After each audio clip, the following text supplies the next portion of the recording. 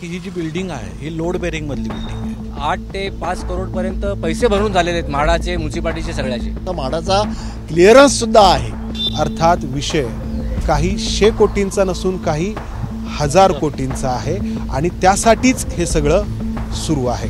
त्यांना त्यांचा बिल्डरमध्ये इंटरेस्ट आहे. त्या 2-3 जणांचा 2-3 बिल्डरमध्ये इंटरेस्ट आहे की ह्याच्याकडनंच आम्हाला केलं पाहिजे. ते म्हणतात की माझं स्वप्न आहे. आमदार आहेत नाही नाही संबंध आमदार म्हणजे मग ते सातबारा घेतलाय का त्यांनी याचा. SSK वाला इथं प्रयत्न करतोय की त्याला एकत्रित करायचं, एकात्मिक करायचं. SSK नको आहे. आता बोलायला गेलं की आपण काही बोलू शकतो. एका महिन्यामध्ये धोरण बदललं राज्याचं, म्हाडाचं धोरण बदलतंय. कुणा करता, कुणासाठी, हाच मोठा प्रश्नचिन्ह आहे. धोरण तयार होत असताना मी माझ्या एका पत्राद्वारे मागणी केली. आमची स्वप्न तुम्ही बघू नका, लोकप्रतिनिधी तुम्ही जरी असताल आणि तुम्हाला सुनियोजित कसबा करायचा असेल तर पेठा आहेत त्या करा, रस्ते तिथं गरजेचे मोठे आहेत. तुमचं स्वप्न कुणी हिसकावून घेतलं. मला कुठल्याही विकासकात इंटरेस्ट नाही. म्हाडाने कुठलीही ऑफिशियल स्टे दिलेला नाही. हा 16 एकर मधला म्हाडाची वसाहत आहे. 16 एकर हे त्यांना दिसतंय आणि त्या 16 एकर लाटायचे म्हणून. साहेब हे सगळं करायला बिल्डिंग पडेपर्यंत वाट बघणार आहात का तुम्ही? कायदेशीर गोष्टी पाळत नाही आणि नंतर आमच्याकडे येतात की आम्हाला त्याच्यात न्याय.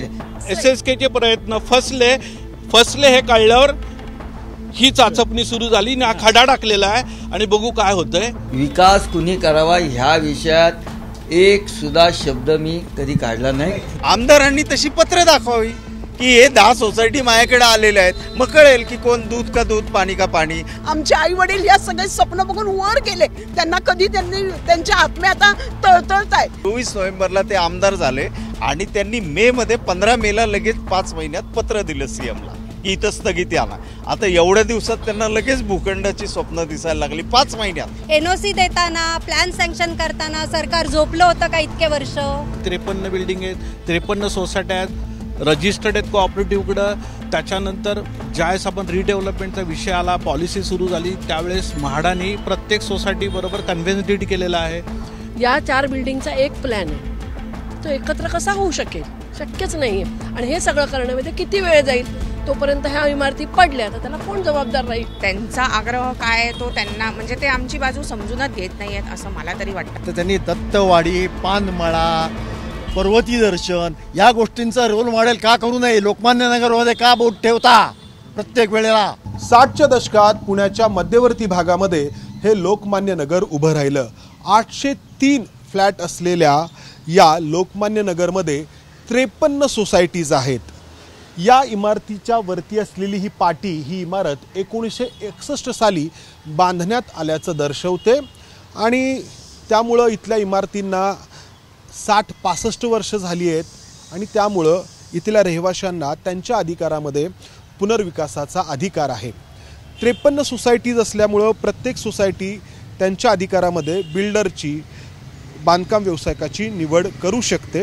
मात्र जे स्थानिक आमदार आहेत कसबा पेठचे हेमंत रासने, हे या 16.5 एकरमध्ये असलेल्या लोकमान्य नगरचा क्लस्टर डेव्हलपमेंटच्या माध्यमातून विकास करण्यासाठी आग्रही आहेत. मात्र त्यामुळं इथल्या लोकांचं पुनर्विकासाचं जे स्वप्न आहे ते रखडतंय. आपण या इमारतींची अवस्था जर पाहिली तर 60-65 वर्ष झाल्यामुळं अर्थातच खूप वाईट अवस्थेमध्ये या इमारती आहेत आणि इथं आजूबाजूला पाहिल्यानंतर देखील या सगळ्या परिसराची काळाच्या ओघात झालेली दुरावस्था आपल्याला लक्षात येते.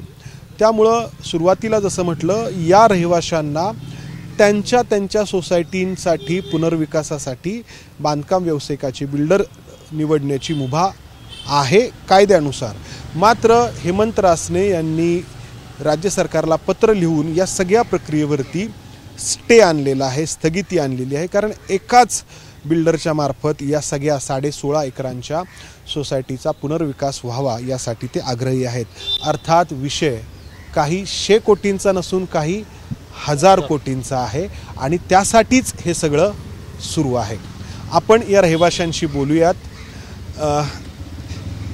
थोडासा इतिहास सांगा. ही जी सोसायटी लोकमान्य नगर उभं राहिलं तर 60च्या दशकामध्ये म्हाडामार्फतच या इमारती उभ्या राहिल्या. तुम्ही आता सुरुवातीपासून घेताय, ही जी बिल्डिंग आहे तर राहायला मी आहे, ही 1961ला बिल्डिंग उभी राहिली, आज 65 वर्ष झालेली आहेत. आणि ह्याच्यामध्ये एक तुम्हाला सांगायचं राहिलं की ही जी बिल्डिंग आहे ही लोड बेरिंगमधली बिल्डिंग आहे. या लोड बेरिंगमधल्या बिल्डिंगची एकंदरीत आयुष्य किती आहे त्याचासुद्धा ह्याच्यामध्ये पुनर्विकासामध्ये विचार झाला पाहिजे. आता ही बिल्डिंगला 65 वर्ष झालेत किंवा लोकमान्य नगर वसाहतीला 65 वर्ष झालेत. 53 बिल्डिंग आहेत, 53 सोसायट्या आहेत, रजिस्टर्ड आहेत कोऑपरेटिव्हकडं.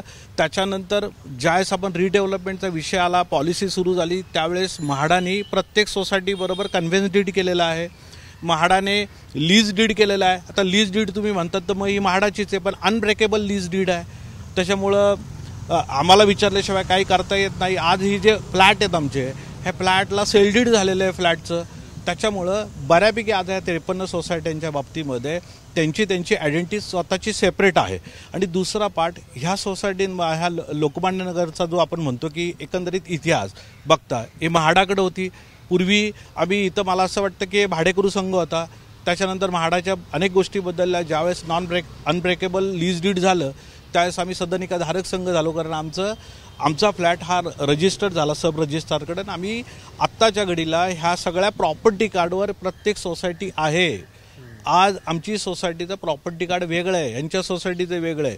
आणि एकंदरीत आत्ता जो नवीन हा आपण मे महिन्यामध्ये हा जो काही नाही का मुख्यमंत्र्यांनी तात्पुरती स्थगिती दिलेली आहे, याला ऑथेंटिक काय मला माहीत नाही, पण ही तात्पुरती जी स्थगिती आहे ह्या प्रक्रियेमध्ये मे महिन्यापासून हा टोटल जो पुनर्विकास आहे तो थांबलेला आहे. तुम्हाला मी सांगतो, आता त्यांच्या बोलण्यामध्ये येतं की अनेक लोक इथे ह्यांना एकत्रीकरणामध्ये पण इंटरेस्ट आहे, पण एकत्रीकरणामध्ये इंटरेस्ट आहे. त्या बिल्डिंगची मी नावं सांगतो, 1, 2, 3, 4 नंबर कुणाकडे आहे, 5, 6 कुणाकडे आहे, 17, 18 कुणाकडे आहे, सगळ्या सोसायटीकडे रिडेव्हलप. आता काय अवस्था आहे या सगळ्या तुमच्या इमारतींची? कधीपासून तुम्ही पुनर्विकासासाठी प्रयत्न करताय? माझ्या बिल्डिंगची 65ची डिसेंबरची क्लिअरन्स आहे. त्याच्यापासून मी 66 सालापासून या ठिकाणी राहतोय. त्यानंतर साधारण 82च्या आसपास या हायर परचेस स्कीमच्या म्हाडाच्या अंडर जे काय होत्या त्या सगळ्या बिल्डिंगला स्वतंत्रपणे तुम्ही तुमचं व्यवस्थापन करू शकता, तुमची डेव्हलपमेंट तुम्ही करू शकता म्हणून प्रत्येक सोसायटीचं वेगळे रजिस्ट्रेशन प्रत्येकाने जाऊन केलेलं आहे. प्रत्येक सोसायटी पूर्णपणे वेगळी आहे. संपूर्ण रजिस्ट्रारकडे जाऊन सगळ्यांच्या रजिस्ट्रेशन्स झालेले आहेत. आणि एकत्रीकरणाच्या दृष्टीने ज्यांनी त्यांनी आपापलं करावं हा विचार जास्ती प्रबळपणे मांडला गेलेला आहे. आणि त्या दृष्टीने आपापले बिल्डर आपण निवडायचे आणि त्या दृष्टीने आपली डेव्हलपमेंट करायची. 1 बिल्डिंग, 2 बिल्डिंग, 4 बिल्डिंग अशा पद्धतीने ज्यांना करायचं असेल त्यांनी करायला हरकत नाही, असा म्हाडाचा क्लिअरन्ससुद्धा आहे. हे पेपरमध्ये सुद्धा डिक्लेअर झालेलं आहे. मग तुम्ही जेव्हा आमदार हेमंत रासनेंशी बोललात तर ते तर म्हणतात की एकत्रित विकास झाला तर अधिक चांगला होईल, रस्ते किंवा आणखी ज्या काही गोष्टी आहेत तर त्या अधिक चांगल्या होतील. सगळे रस्ते कॉर्पोरेशनच्या ताब्यात आहेत, तर हे रस्ते कसे एकत्र आणता येतील? या 4 बिल्डिंगचा एक प्लॅन आहे, तो एकत्र कसा होऊ शकेल? शक्यच नाही आहे. आणि हे सगळं करण्यामध्ये किती वेळ जाईल? तोपर्यंत ह्या इमारती पडल्या तर त्याला कोण जबाबदार राहील? आणि जो आत्ता जो प्रश्न आहे की पार्किंग वगैरे जे सांगण्यात आलं आहे त्या पत्रामध्ये सुद्धा जे म्हटलं आहे, आत्ता सगळ्या गाड्या बाहेर आहेत, कारण का या बिल्डिंगना फालती पार्किंग नाही आहे. जेव्हा प्रत्येक बिल्डिंग स्वतःचं रिडेव्हलप होईल, PMCच्या नॉर्म्सप्रमाणे होईल, त्या सगळ्या गाड्या त्यांच्या पार्किंगमध्ये असतील. रस्ते जे रुंद आहेत ते रुंद दिसतील. आत्ता हा प्रॉब्लेम जो काही सांगितला जातो तो कशामुळे, तर सगळ्या गाड्या रस्त्यावरती आहेत म्हणून. तर हे जे त्यांच्या ह्याच्यातले एकत्रित केल्यामुळे जे काही बेनिफिट्स आहेत ते तसेही प्रत्येक बिल्डिंगनी स्वतःचं रिडेव्हलप केलं तर सिक्युरिटी प्रत्येक गेटेड होणार आहे, तुमचं रस्ते रुंद होणार. हे सगळं तुम्ही सांगितलंय ना त्यांना, मग काय का आग्रही? त्यांचा आग्रह काय आहे तो त्यांना, म्हणजे ते आमची बाजू समजूनच घेत नाही आहेत असं मला तरी वाटतं. आता तुम्हीच सांगा, इथे तुम्हाला जॉगर्स पार्क दिसतंय जिथे लोक रोज सकाळी संध्याकाळी व्यायामाला येतात, मुलं खेळत असतात मधल्या एरियामध्ये. इथनं रोड क्रॉस केला तर समोर शाळा आहे, कॉलेज आहे, जिथे मी स्वतः माझं कॉलेज केलं आहे. 3-4 वर्ष मी चालत जाऊन कॉलेज शिकली आहे तिथे. समोरच्या बाजूला रोड क्रॉस केला तर भिडे हॉस्पिटल आहे, शाळा आहे, सगळ्या सुखसोयी इथे आहेत. मग आम्ही आमचं रिडेव्हलपमेंट का करायचं नाही? जर प्रत्येक सोसायटी रजिस्टर्ड आहे, सोसायटीला राईट्स असताना क्लस्टर डेव्हलपमेंटला एकत्रित आणि काही लोकांच्या इतक्या प्रोसेस पुढे गेले आहेत की आता पाडायची वेळ आलेली आहे. जेव्हा कन्फर्म GR आला, गव्हर्नमेंट स्टेबल झालं, तेव्हा आमच्या सगळ्यांच्या डोक्यात क्लिअर झालं की बाबा आपण आपला आता पुनर्विकास करू शकतो. तेव्हापासून प्रोसेस सगळ्या आम्ही चालू केल्या. आणि तुम्ही विश्वास नाही ठेवणार की आत्ता आम्ही ह्यापर्यंत पोहोचलेलो आहोत की म्हाडाने आम्हाला ऑफर लेटर दिलेली आहेत 8 ते 5 करोडपर्यंत पैसे भरून झालेले आहेत म्हाडाचे, म्युन्सिपाल्टीचे सगळ्याचे. एवढे सगळे पैसे भरल्यावर फक्त आता लेटर मिळायचे आहेत की बाबा चला चालू करा. म्हणजे आता जर हे नसता आला स्टे तर मेमध्ये 4 बिल्डिंगी पडल्या असत्या, सप्टेंबरमध्ये 5 बिल्डिंगी पडल्या असत्या आणि बाकीच्या बिल्डिंगचाही फायनलला आला असतं. ही स्थिती आता आहे. हे सगळं झालं असताना स्टे का आणला हे काही सांगत नाहीत ते, आणि म्हणतात की आम्ही सगळ्यांना एकत्र घेऊन करायचं आहे. सगळ्यांना एकत्र घेऊन करायचं असतं तर कधीच यायला पाहिजे होते. की 53 बिल्डिंग आहेत, त्यातल्या 42 ते 45 बिल्डिंग सोसायटीज आहेत. त्यातल्या 42 ते 45 सोसायटी म्हणजे त्यांनी बिल्डर आणि ती सगळी प्रोसेस केलेली आहे, पुढे गेलेले आहे, पूर्ण पुढे गेलेलं आहे. दुसरी गोष्ट ते जे म्हणतायत की आमच्याकडे फार कमी लोक आहेत, आमच्याकडे बरेच लोक आलेले की एकत्रीकरण करा, त्याला फक्त 4 लोक आलेले आहेत, बाकी कोणीही इंटरेस्ट नाही एकत्रीकरण करण्यास ह्याच्यामध्ये. दुसरी अजून महत्त्वाची का होतंय मग ते 16 एकरचा भूखंड तो त्यांचा विषय का होतंय त्यांना माहिती नाही. बेसिकली त्यांचा इथं फ्लॅट नाही, इथं काही संबंध नाही. मग त्यांच्या स्वप्नाचं काय, ते म्हणतात की माझं स्वप्न आहे, त्यांचा इथं प्रोजेक्ट करण्याचा संबंधच काय. आमदार आहेत नाही संबंध आमदार म्हणजे मग ते सातबारा घेतलाय का त्यांनी याचा, असं होऊ शकत नाही ना. ही फक्त म्हाडाची जागा आहे म्हणून आम्ही म्हाडाकडे परमिशन मागतो. ॲक्च्युली म्हाडाने कुठलीही ऑफिशियल स्टे दिलेला नाही. म्हाडाने आम्हाला सांगितलं नाही की तुम्हाला थांबवले कुठल्याही ऑफिशियल ह्याच्यात. फक्त एवढ्या 2 ओळीचं म्हणजे मुख्यमंत्र्यांची फक्त एका लाईनीवर अनऑफिशियली तोंडी सांगितलेला हा स्टे आहे. 803 घरं एकत्र येतील. हे जे रहिवासी आहेत, जे वर्षानुवर्ष इथं राहत आहेत 60-65 वर्षांपासून, त्यांना त्यांचा निर्णय घेण्याचा अधिकार आहे. मात्र अधिक चांगला विकास व्हावा यासाठी आपण प्रयत्नशील आहोत असं हेमंत रासने म्हणतायत. पण मुळात ज्या व्यक्तींचा, ज्या लोकांचा इथं अधिकार आहे त्यांचं म्हणणं ऐकून घेतलं जातंय का, हा प्रश्न आहे. हां, अजिबात विचारलेलं नाही. त्यांनी त्यांचाच निर्णय घेतलेला आहे.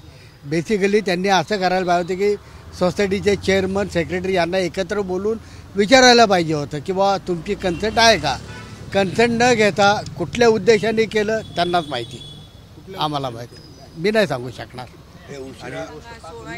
जी एरिया ते पण सेंटर ऑफ पुणे सिटी, इथलं 10 मिनिटाच्या डिस्टन्सवर डेक्कन आहे, 10 मिनिटाच्या 20 मिनिटाच्या डिस्टन्सवर कॅम्प एरिया आहे, कोथरूड जवळ आहे.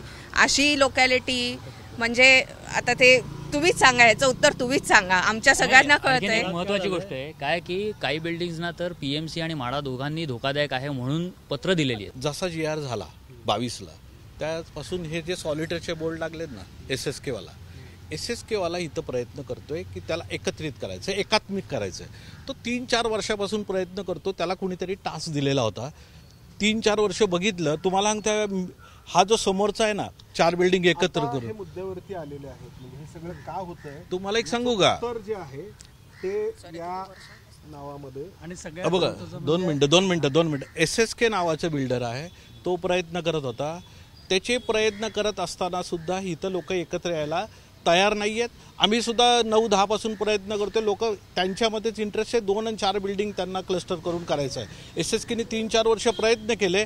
पण ज्यावेळेस हा प्लॅन सँक्शनिंगला गेला ना त्यावेळेस ह्यांना बोलले आता तुम्ही थांबा. म्हणणं आहे की त्या सॉलिटेअर बिल्डर कडून काहीतरी करून प्रयत्न करून स्टे आणला गेला. नाही मला नाही तसं नाही. मी तुम्हाला काय म्हणायचं ते म्हणा. पण तुम्हाला अरे पण मला म्हणायचं SSKला पूर्ण पाहिजे होतं प्रोजेक्ट. पण 42, 43, 44, 45 प्लॅन सँक्शनला गेला ना त्यावेळेस कळालं की लोकमान्य नगर आपल्या हातात न जाते SSKला. तर SSKला मी त्या SSKला का प्रतिसाद दिला नाही. तुम्हाला SSK नको आहे, आम्हाला एकत्र नको. ऑफिशियली आमच्याकडे SSK नको आहे. ऑफिशियली आमच्या इथं कोणीच येत नाहीये.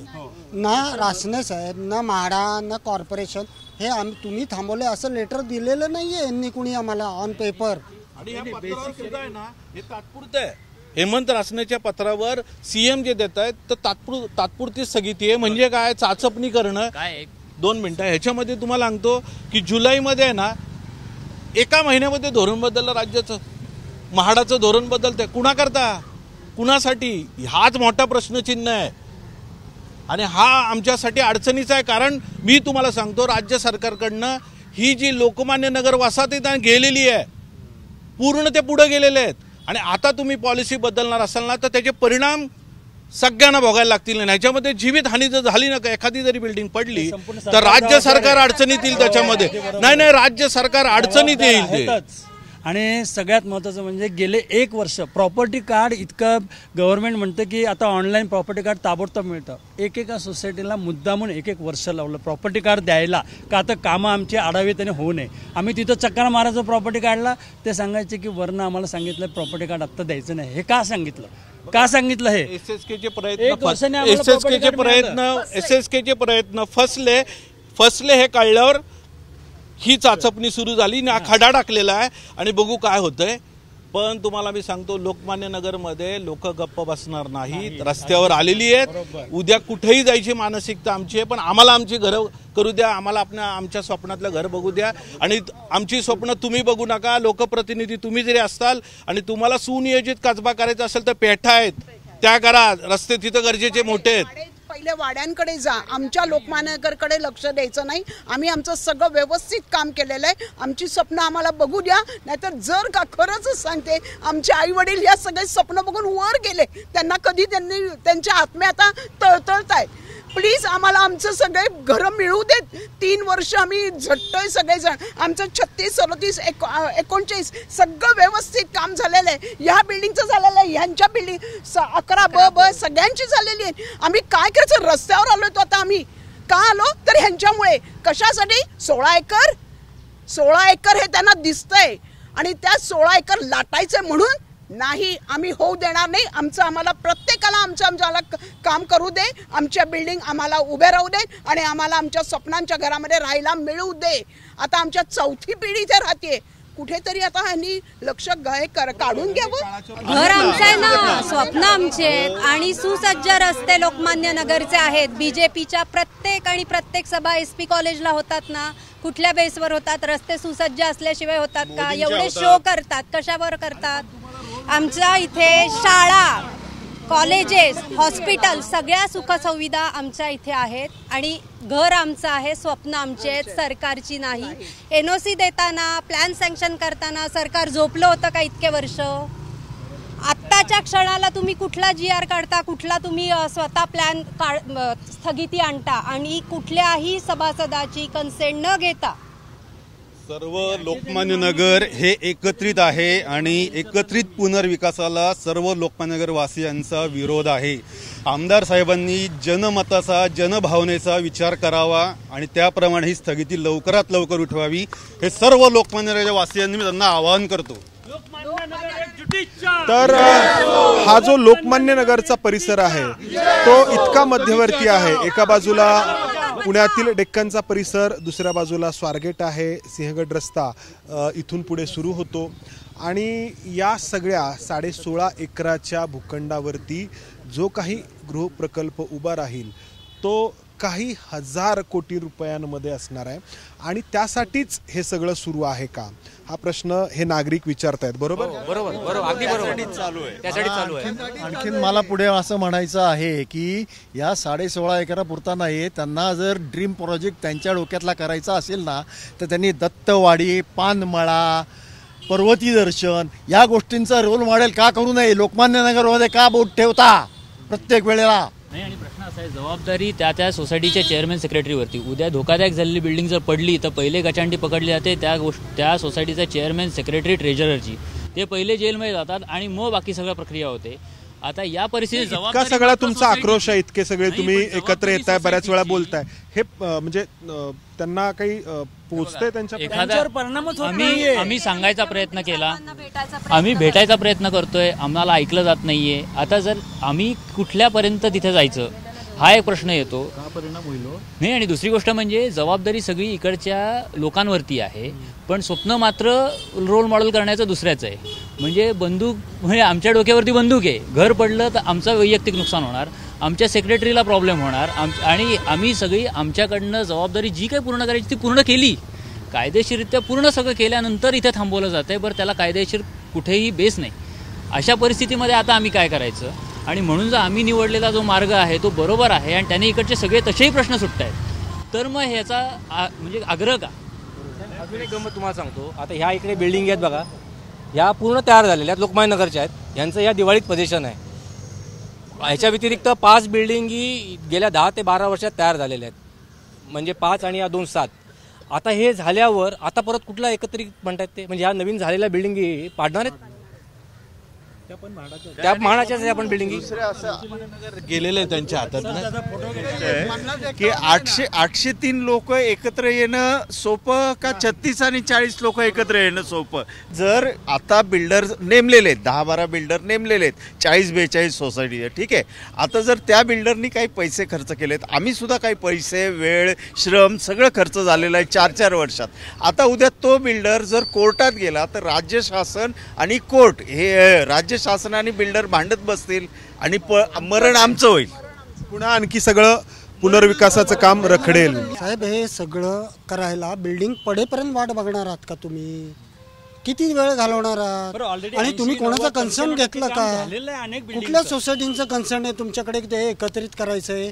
सोसायटी याला काहीतरी व्हॅल्यू आहे ना, लिगल व्हॅल्यू आहे, अधिकार आहे. मग आमदार जे म्हणतात ना की माझ्याकडे काही लोक आलेली सोसायटीचे फक्त 4 लोक आहेत, ते सपशल खोटं आहे. आमदारांनी तशी पत्र दाखवावी की हे 10 सोसायटी माझ्याकडे आलेल्या आहेत, मग कळेल की कोण दूध का दूध, पाणी का पाणी. आमच्याकडे किती आहेत, जे लोक एकत्रीकरणाला किती विरोध आहे आणि त्यांच्याकडे एकत्रीकरणाला किती सपोर्ट आहे, हे समोरासमोर त्यांनी. तुम्ही जाता त्यावेळी ते काय सांगतात? येत नाहीत काही लोक सांगतात ते नेहमीप्रमाणे गुळ आपलं. एक तर पहिलं ते हे सांगतात माझे 14 प्रोजेक्ट, माझं इकडचं तिकडचं विषय हे भरकटण्याचे पहिला गोष्ट. आणि दुसरा लोकमान्य नगरवर ते काही बोलूच शकत नाही, कारण काही मुद्देच नाही. तुम्ही बघताय रस्ता आहे, पाणी आहे, 60 वर्ष आम्ही काय टॉयलेटला इथं बसत नाही, ड्रेनेज सिस्टीम चांगली आहे, सगळंच आहे ना. की त्यांचा ड्रीम प्रोजेक्ट आहे. आम्ही इतक्या दिवस इथं आहे ना, मे महिन्यापासून आंदोलन करतोय. तर कुठल्याही सिंगल एका सभासदाला आमदारांनी बोलून घेतलंय किंवा फोन आलाय की मी हे आता ह्याच्यावर स्थगिती आणलेली आहे तुमच्या विकासावर, तुमचं काय मत आहे? बरोबर आहे. शेवटी आम्ही सगळे गेलो आणि आम्ही आमदारांना काय वारंवार भेटत नाही. त्या दिवशी भेटलो त्यावेळेसच कळालं यांचं धोरण काय. आम्ही उलट बोललो तुम्ही आम्हाला बोलवलं पाहिजे होतं की हे तुम्ही का आम्हाला बोलवलं नाही, तुम्ही काय करताय असं माझ्या विरोधात. त्यांचं मत एक त्यांनी काल जी पेपरला हे केलं की मी 2 वर्ष इथं हे करतोय, आमदार झाले फक्त 8 महिने. बरोबर, आमदारकी होऊन 8 महिने झाले आणि त्याच्यानंतर 24 नोव्हेंबरला ते आमदार झाले आणि त्यांनी मेमध्ये 15 मेला लगेच 5 महिन्यात पत्र दिलं सीएमला की इथं स्थगिती आणा. आता एवढ्या दिवसात त्यांना लगेच भूखंडाची स्वप्न दिसायला लागली 5 महिन्यात. काय हे लॉजिक आहे? तर मुळामध्ये प्रश्न असा बसतायत ते 2 वर्ष हे त्यांच्याकरता बसतात, आमच्याकरता नाही. आणि ते रस्त्यावर बसतात. रस्त्यावर बसून कसं हे करत, बहुतेक ते रस्त्यावर बसून प्रत्येक मोजत असेल बिल्डिंग. विषय सगळा जो आहे तो स्पष्ट झालेला आहे. प्रश्न असा आहे की एका व्यक्तीचं स्वप्न दुसऱ्या व्यक्तींनी का पाहावं, आणि तेही अशा वेळी की या सगळ्या इमारती दुरावस्थेला पोचलेल्या असताना. लोकमान्य नगरचा पुनर्विकास नक्की कोणत्या बिल्डरसाठी रखडवण्यात येतोय? लोकमान्य नगरचे रहिवासी हा प्रश्न विचारतायत. आमदार हेमंत रासने आपल्यासोबत आहेत. हा प्रश्न विचारला जातोय की नक्की कोणत्या बिल्डरसाठी हे होत आहे? मुळात विकसक कोण असावा ह्या विषयात आम्ही त्या विषयाला प्राधान्य दिलं नाही. मी या मतदारसंघाचा आमदार झालो. आमदार झाल्यानंतर मी पहिल्यांदा या मतदारसंघातील 14 प्रकल्प याचा विकास झाला पाहिजे ह्या दृष्टिकोनातून. हा एक तर मुळात जुनं पुणे हे त्याची ओळख आहे. दाट वस्तीतलं पुणे शहर ही आणि मूळ पुणे अशी ह्या मतदारसंघाची ओळख आहे. तर याच्यातलं मी सर्वात पहिल्यांदा बघितलं की ह्या मतदारसंघातले आता प्रश्न काय आहेत की जे प्राधान्याने आपल्याला या 5 वर्षात सोडवता येतील. तर ते सगळे प्रश्न घेऊन मी विधानसभेच्या झालेल्या मागील 3-4 अधिवेशनामध्ये लक्षवेधी असेल, तारांकित प्रश्न असेल, जे अजून पॉईंट ऑफ इन्फॉर्मेशन ज्या माध्यमातून या खात्यामार्फतच्या चर्चा असतात, नगर विकास असेल, ह्या सगळ्या माध्यमातून हे सगळे प्रश्न मी मांडले. त्याचबरोबर मुख्यमंत्र्यांना मी 14 विषय ह्या मतदारसंघातील जे त्वरित विकास झाला पाहिजे याकरता दिले. त्याचबरोबर लोकमान्य नगर हा 16 एकरमधला म्हाडाची वसाहत आहे. ती 61 ते 66 साली लॉटरी पद्धतीने त्या ठिकाणी लोकांना घरं दिली गेली आणि जवळजवळ 52 इमारतीमध्ये तिथं 850 वगैरे लोक राहतात. त्यातल्या 2 इमारती ह्या डेव्हलपमेंटला गेल्या आणि 50 इमारती आत्ता शिल्लक आहेत. त्यातल्या 803 हे युनिट आहेत, म्हणजे 803 फ्लॅट होल्डर आहेत. तर त्या 16 एकरमध्ये अतिशय सुंदर लँडमार्क असा प्रकल्प त्या ठिकाणी उभा राहावा याकरता मी प्रयत्नशील होतो. त्याकरता मी पत्र दिलं. आणि हा आपण जर बघितलं तर महानगरपालिकेने मागे धोरण आणलं होतं, 2-2, 5-5 गुंठ्यातले जे वाडे आहेत ते खाजगी वाडे ते सुद्धा आपण क्लस्टर करा. क्लस्टर कशा करता करा तर इन्फ्रास्ट्रक्चर चांगलं देता येतं, ॲम्युनिटी चांगल्या देता येतात, पार्किंगची व्यवस्था चांगली होती, ड्रेनेज, पाटर ह्या सगळ्या व्यवस्था आपल्याला देता येतात. हा जो प्रकल्प ज्यावेळेस लोकमान्य नगर वसाहत ही 61 ते 66मध्ये झाली, ती एका लेआउटमध्ये झाली. त्यावेळेसच्या ज्या व्यवस्था पुढील 60 वर्षाकरताच्या हिशोबाने केल्या अशाच ते जे आरोप करतात त्यांचं म्हणणं आहे. तर आज ती 60 वर्ष पूर्ण झाली. आजच्या आधुनिक ज्या पद्धतीने शहराचा विकास होतोय, ज्या पद्धतीनेच्या आधुनिक फॅसिलिटी आता आपल्यासमोर येऊ पाहत आहेत, त्या ह्याच्यात 16 एकरमधले जे प्रकल्प आहे, आज जर तुम्ही मोठे मोठे प्रकल्प बघितले तर त्यांना आंतरराष्ट्रीय दर्जाचे आर्किटेक्ट यांच्या माध्यमातून डिझाईन केलं जातं. माझं म्हणणं आहे कुणीही विकास करा, विकास कुणी करावा ह्या विषयात एक सुद्धा शब्द मी कधी काढला नाही. लोकमान्य नगरमधल्या रहिवाशांचा हाच प्रश्न आहे की त्यांचा पुनर्विकास नक्की कोणत्या बिल्डरसाठी रखडवला जातोय. तर हा असा काही विषय आहे आमदार साहेब? तेच मी तुम्हाला सांगतो, आत्तापर्यंत लोकमान्य नगरच्या कुठल्याही ज्यांनी आरोप करतात, जे आरोप करतात हे असंतुष्ट पुढारी आहेत, त्यांच्या सगळ्या गोष्टी माझं ते काम नाही की कोण कोणाबरोबर ह्या विषयात मला त्या खाली माझी डिग्निटी सोडून मला त्याच्यावर बोलायचं नाही. आजपर्यंत मी मुख्यमंत्री साहेबांना सुद्धा सांगितलं, साहेब हा 16 एकरचा प्रकल्प आहे, हा अतिशय सुंदर दर्जेदार होऊ शकतो. तुम्ही त्याकरता जर कुणी चांगले तुम्ही सांगा किंवा जे कोणी चांगले पुढे येतील की ज्याची कॅपॅसिटी असेल. आता मुळात मी तुम्हाला उदाहरण दिलं की आता त्या एका क्लस्टरमध्ये तुम्ही तपासा आणि तुम्ही तपासा. लोकमान्य नगर ही बचाव कृती समिती आहेत, हे 5-25 जण आहेत. तिथं अजून लोकमान्य नगर रहिवासी संघ आहे की ज्यांच्याकडे जास्तीत जास्त इमारतींच्या संमत्या आहेत आणि ते एकात्मिकच्या बाजूने आहेत. कारण किंवा एकात्मिकचा विषय मी मांडायच्या पूर्वी त्यांनी काही टर्म्स कंडिशन काढल्या होत्या. त्या टर्म्स कंडिशनमध्ये त्यांनी जी आत्ता म्हाडाची नियमावली आहे, म्हाडाने हे धोरण लोकमान्य नगर करता केलेलं नाही आहे, हे शासनाने संपूर्ण राज्याकरता राबवलेलं धोरण आहे. हे यांचा धोरणाला विरोध आहे आणि ते धोरण तयार होत असताना मी माझ्या एका पत्राद्वारे मागणी केली. मी केलेल्या मागणीवर शासनाचं राज्याचं धोरण ठरू शकत नाही, हे पहिल्यांदा समजून घेतलं पाहिजे. यांनी खूप आदळआपट केल्या. शेवट तुम्ही म्हणता की त्यांनी खूप आदळआपट केल्या आणि त्यांच्या लक्षात आलं की हे गोष्ट आपण जी मागतोय ही चुकीची आहे. मग त्यामुळे त्यांनी आता बेछूट आरोप करणं हा विषय चालू केला आणि आमचा विकास आम्हाला करून द्या, म्हणजे तुमचाच विकास करतोय. हा विकास जो होतोय, त्या लोकांचं तेच म्हणणं आहे की आमचं स्वप्न आम्हाला पाहू द्या, आमच्या विकासाचा निर्णय आम्हाला घेऊ द्या. जर आमच्या मालकीची ती घरं आहेत तर मग त्यामधला निर्णय त्याबद्दलचा निर्णय इतर कोणी का घ्या? बरं, आता बरोबर आहे, ही त्यांची घरं आहेत, ही मलाही मान्य आहेत. ही मिळाली कशी? म्हाडातून लॉटरीच्या पद्धतीने मिळाली. जमिनीची मालकी यांची होती, तेव्हा लॉटरी पद्धतीने यांना मिळालं. त्यावेळेस ज्यांना मिळालं त्यांनी त्यावेळेस असं म्हणायचं की यांनी चुकीच्या पद्धतीने लॉटरीने मिळवलं. आता बोलायला गेलं की आपण काही बोलू शकतो, तो विषय माझा नाही. मुळात हा म्हाडाचा प्रकल्प हे तर मान्य आहे. म्हाडाने यांना घरं बेघर केले का? आम्ही काय म्हणतोय की तुम्हीच विकसक निवडा. मी कुठं म्हणतो की विकसक आम्ही निवडणार. त्या लोकांनी विकसक निवडलेले आहे. ते विकसक 2 टॉवर तिथे उभा पण राहिलेला आहे. तेच तुम्हाला सांगतो. आता तुम्हीच विचारलेल्या प्रश्नाचं मी सविस्तर उत्तर देतो. 2021 साली त्यांनी एक विकसक निवडला, त्यांनी 2 इमारती केल्यात. आज साल कुठलं आहे? 25. अजून त्यांना पोझिशन दिलेली नाही. जर असे प्रत्येकाने 2-2, 3-3 इमारती उभ्या केल्या तर तुम्ही त्याचा अभ्यास करा. ह्याच्यानंतर हे आत्ता जे FSI वापरून जातील ना, तर शेवटच्या राहिलेल्या 15-20 इमारतीला FSI राहणार नाही आहे. हे नियम आहेत, नियम समजून घेतले पाहिजेत. आपण आरोप करतो आणि मीडिया त्याला प्रसिद्धी देते, त्यामुळे टेक्निकल मुद्द्यांवर कोणीच बोलत नाही. आमचं स्वप्न आम्हाला बघून द्या, तुमचं स्वप्न कुणी हिसकावून घेतलं? ते म्हणतात आमच्याकडं आत्ता त्यांच्याकडे तेवढे माणसं नाहीच आहेत, हे मी तुम्हाला आधीच सांगितलं. तरीच तुम्हाला सांगतो, जर 39 इमारती तयार आहेत तर मी म्हणतो अजून 11 इमारती तयार करा. 50 इमारती एकत्र येऊन एका लेआउटमध्ये तुम्ही काम करा. विकसक तुम्ही निवडले, आम्ही कुठं म्हणतो विकसक आम्हाला निवडायचा आहे. त्या विकसकांचा असोसिएट करा, हे पण मी चर्चेत सांगितलं. ते विषय ते काय मांडत नाही आहेत. मला कुठल्याही विकसकात इंटरेस्ट नाही.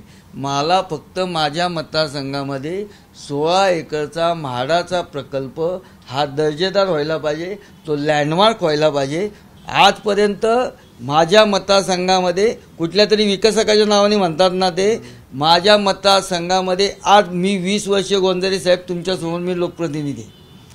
आजपर्यंत माझ्या मतदारसंघामधल्या एकाही बांधकाम व्यावसायिकांनी सांगावं त्याच्याकडं मी 5 रुपयाची वर्गणी मागितली का. माझ्या मतदारसंघातल्या एकाही व्यावसायिकांनी सांगावं त्याच्याविषयी मी कधी तक्रार केली का. माझ्या मतदारसंघातल्या कुठल्याही म्हणजे बांधकाम व्यावसायिक नाही, कुठल्याही व्यापार कुणी सांगावं मी माझ्या कार्यक्रमाला कोणाकडनं वर्गणी मागितली का. मी माझ्या निवडणुकीमध्ये कोणाला निधी मागितला का. मी कोणाला कुठल्या विषयात माझ्या मंडळाला स्पॉन्सरशिप घेतली का.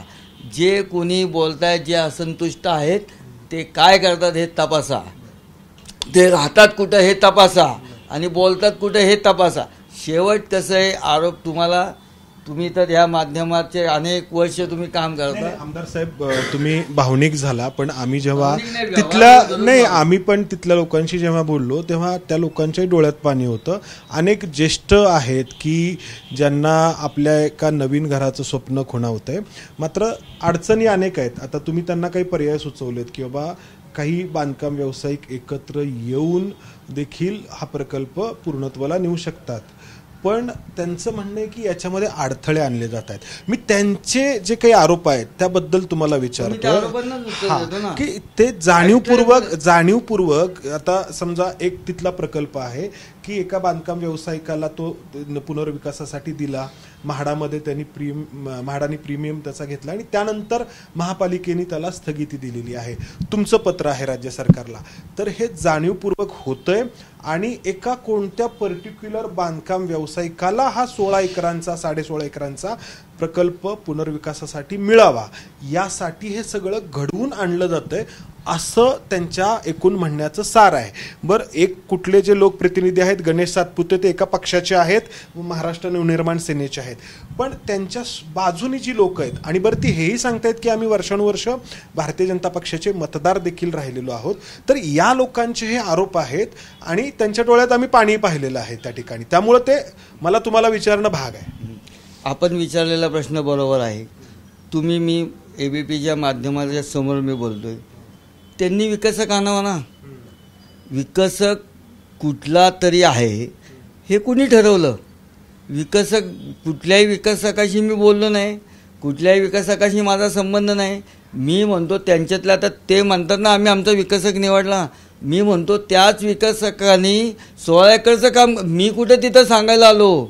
मी आत्ता मे महिन्यात पत्र दिलं. हा प्रकल्प 60 वर्षापूर्वीचा आहे. 2021 साली 2 याला परवानगी दिलेली आहे.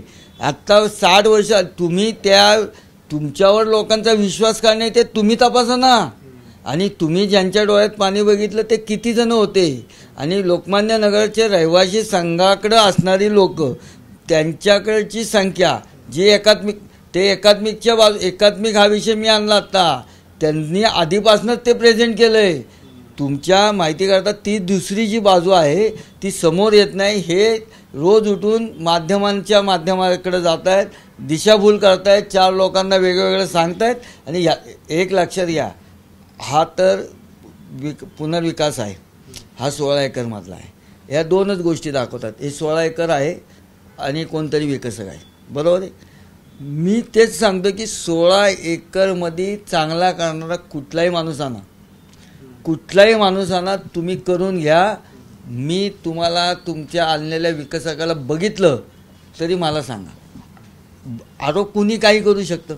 आणि मी सांगितलं, जर समजा मी आत्तापर्यंत तुम्ही मला चॅलेंज करून दाखवा की जर समजा आत्तापर्यंत तुम्हाला साधारण लोक, मला कोणावर ॲलिगेशन करायचं नाही, कोणाला काय करायचं नाही, कशा पद्धतीने कामं होतात तुम्हाला माहिती आहे. तुम्ही सांगा ना गोंजारी साहेब की मी जर समजा ह्या विषयावर जर ते माझ्यावर ॲलिगेशन करत असतील तर माझ्या 25 वर्षाच्या राजकीय कारकिर्दीतला माणूस दाखवा.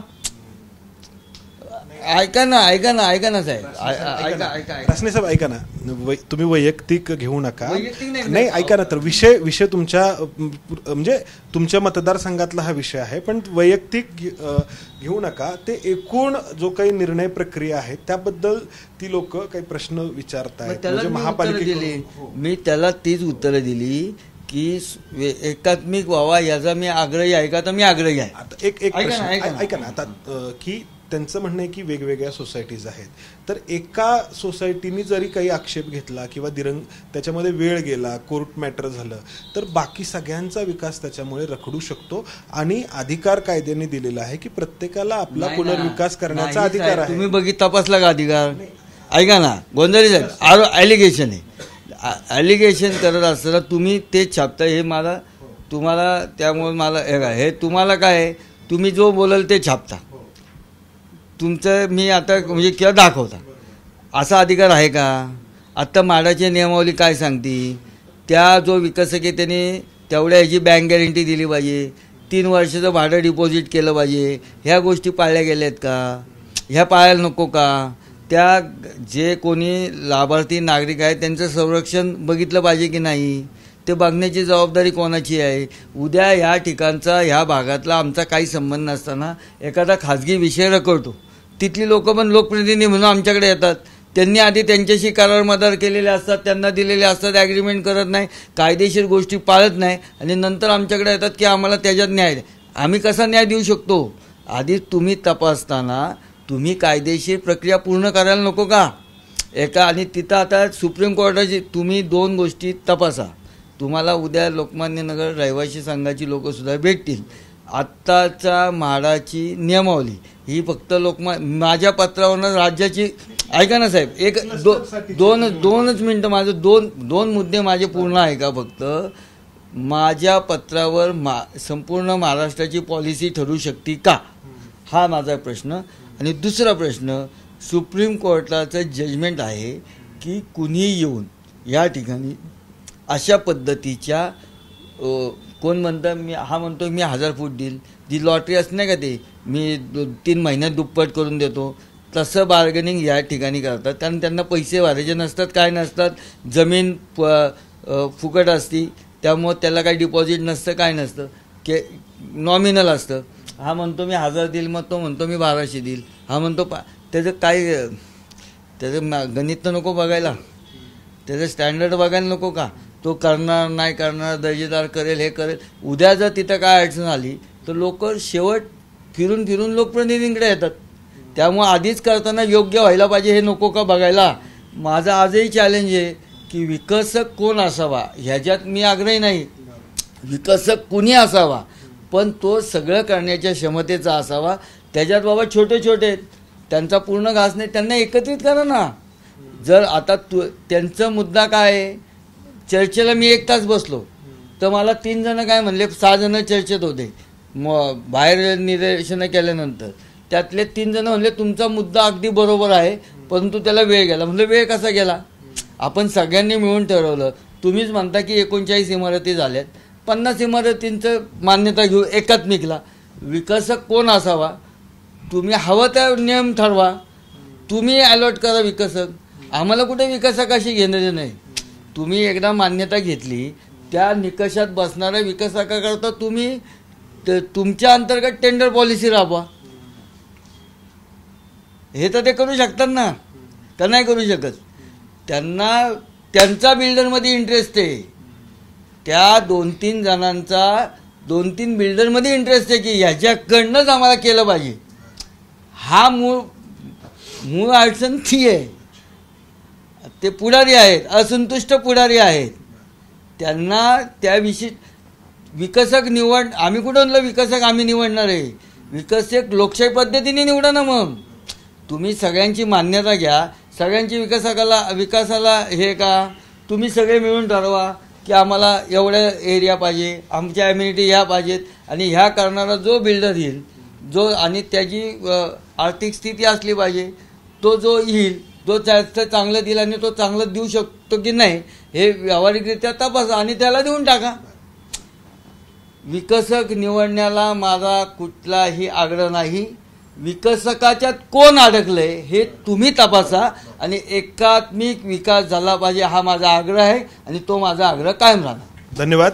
तर विकसक कोण असावा यावरून प्रश्न जसे त्या बाजूने विचारण्यात आले तसाच प्रश्न आमदार हेमंत रासने यांनी देखील उपस्थित केला की हे सगळं त्या बाजूने देखील एका कोणत्या ठराविक विकसकाला बिल्डरला हा 16.5 एकरांचा अर्थात काहीशे नाही तर हजारो कोटी रुपयांचा हा सगळा विषय आहे द्यावा यासाठी हे सगळं सुरू आहे का.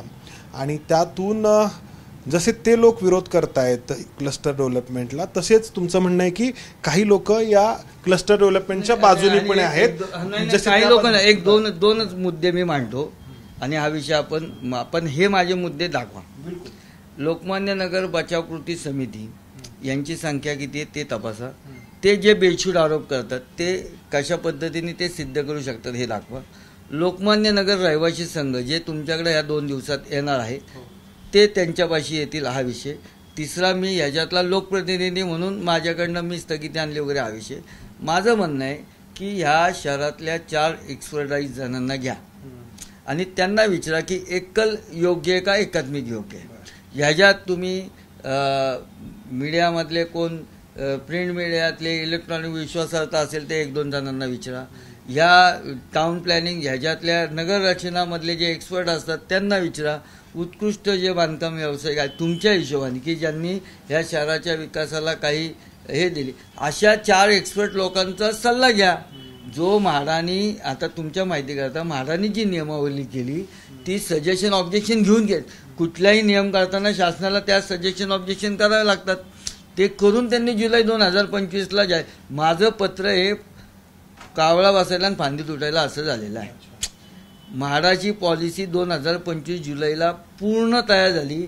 त्याच्यात आधीच्या जसे SRA मध्ये अनुभव आले तसे म्हाडामध्ये अनुभव आले की 2 बिल्डिंग येतात एखाद्याची जर परिस्थिती नसेल असं जास्त सांगतो ते पाडतो मग नंतर बांधू शकत नाही मग तो वाड्यावर सोडतो निघून जातो आणि मग ते शासनाला निस्तरावं लागतं. त्यामुळे शासनाने आत्ताची 2025ची मंदार गोंजारी साहेब माझी तुम्हाला विनंती आहे तुम्ही समाजाला न्याय देण्याकरता हे 4था स्तंभ काम करतं. तुम्ही म्हाडाची आत्ताची नियमावली आणि सुप्रीम कोर्टाची ऑर्डर की तुम्ही कुणी वेग ऑफर देऊ शकत नाही ह्या 2 गोष्टी तपासा. एकात्मिक विकासाच्या बाजूने मी आहे. काही लोकांचा त्याला विरोध आहे स्थानिक लोकांचा तो मला मान्य कारण प्रत्येक गोष्टीला आज तुम्ही कुठली आज पुरंदरला एअरपोर्ट करायचं नाही त्याला विरोध होतोच ना प्रत्येक विकासकाच्या पण ह्यांना ते प्रस्थापित असतात ते विस्थापित होतात म्हणून विरोध करतात.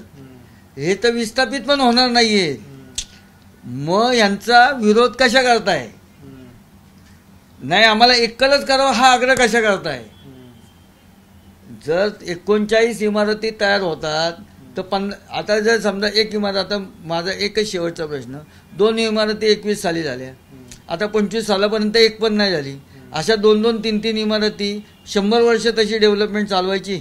मग जे आणि FSI तुम्हाला पुन्हा सांगतो तुम्ही हे खात्री करा आत्ता ज्या इमारती तयार होतील आणि उर्वरित राहतील त्यांना FSI शिल्लक राहणार नाही ही नियम आहे. नियमाला धरून बोलतंय का कोण. नुसतं भावनात्मक 16 एकरमध्ये आम्हाला आमचा विकास करून द्या. अरे तुम्हाला तुमचा विकास बोलू नये पण ती काय मालकी कोणाच्या जागेची आहे तुम्हाला दिलेलं आहे ते तुम्हाला पुन्हा तुमचा अधिकार दिला मला काय म्हणायचं त्या लोकांची मालकी आहे का म्हाडाचीच आहे. मालकी म्हाडाचीच असती. तुम्ही ते म्हाडाची नियमावली तपासा परंतु त्यांना अधिकार आहे त्यांना तिथं चांगलं घर मिळणार आहे परंतु एकात्मिक विकास झाला तर त्यांचाच दर्जेदार होणार आहे. काही असंतुष्ट पुढारी चुकीचा मिसगाईड करतात त्यांना मिसगाईड केलं काय जातं नाही एकात्मिक करायला गेलं तर खूप वेळ लागेल मग आपल्याला मिळणारच नाही मग आपल्या पिढ्या जातील. मग 16 एकरमध्ये ज्यावेळेस म्हाडाने बांधलं 61-66 मध्ये एकात्मिकच बांधलं ना त्यावेळेस माणसं नव्हती. आता तुम्ही माणसं आलेली आहेत.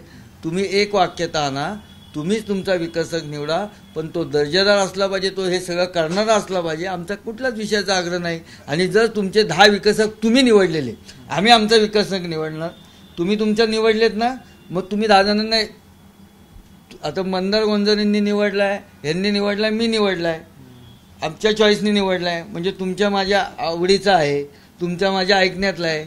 मग तुम्ही तिघं जण आता एकत्र बांधताय की आम्हाला आमचं बांधून द्या, मग तुम्ही तिघं मिळून एकत्र बांधा हेच म्हणतोय ना मी. तर आमदार हेमंत रासने यांनी त्यांची भूमिका स्पष्ट केली आहे. त्यांचं म्हणणं आहे की स्वच्छ सुंदर कसब्यासाठी ते लोकांच्या वतीने स्वप्न पाहतायत. मात्र लोक जे आहेत ते त्यांच्या स्वतःच्या घरासाठी आग्रही आहेत. मात्र दुसरा एक मुद्दा आहे की दुसरी बाजू जी आहे ती एकात्मिक विकासासाठी म्हणजे क्लस्टर डेव्हलपमेंटसाठी आग्रही आहे. दोन्ही बाजूची लोकं किती आहेत हे देखील तपासावं लागेल आणि त्यानंतरच एका अर्थाने या विषयामध्ये कोणता निर्णय होऊ शकेल. कॅमेरामन अमोल गवळेसह मंदार गोंजारी, एबीपी माझा, पुणे. एबीपी माझा, उघडा डोळे बघा नीट.